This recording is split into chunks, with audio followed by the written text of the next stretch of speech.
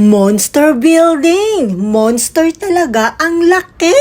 Nalula ako sa pag-ikot! Tara mga lodi ko, puntahan natin tong isa sa mga tourist spot dito sa Hong Kong. At talagang dinarayo dahil Instagrammable from exit A ng Quarry Bay Station. Paglabas po natin, kakanan tayo. Diretso lang po ang lakad. The Monster Building is a group of 5 connected buildings dito po sa Kings Road sa Quarry Bay. Shaka, English yan! Dito nga lang po ay matatanaw na natin yung building na yan. Diyan po tayo pupunta. Napakalawak! Madami nga pong turista ang dinarayo talaga yan. Diretso lamang po at makikita natin yung araw na may ibon. Banda riyan ay tatawid tayo. Lakad lang mga lodi ko. At dyan nga po sa gilid sa ating kanan, makikita natin ang Oceanic Mansion. Pasok po tayo dyan. Lakad lang po at bubungad na sa atin ang napakalawak na building na yan. Welcome to Monster Building! Dito po ang Building 1. Ay siya, labas ulit tayo at puntahan naman natin ang Building 2. Lakad lang po ng konti at matatanaw natin ang 7-Eleven. Sa ating bandang kanan, may bakery. Papasok tayo dyan sa gilid. Konting lakad pa po mga lodi ko at bubungad naman po sa atin ang Building 2. Welcome again sa Monster Building! Enjoy mga lodi!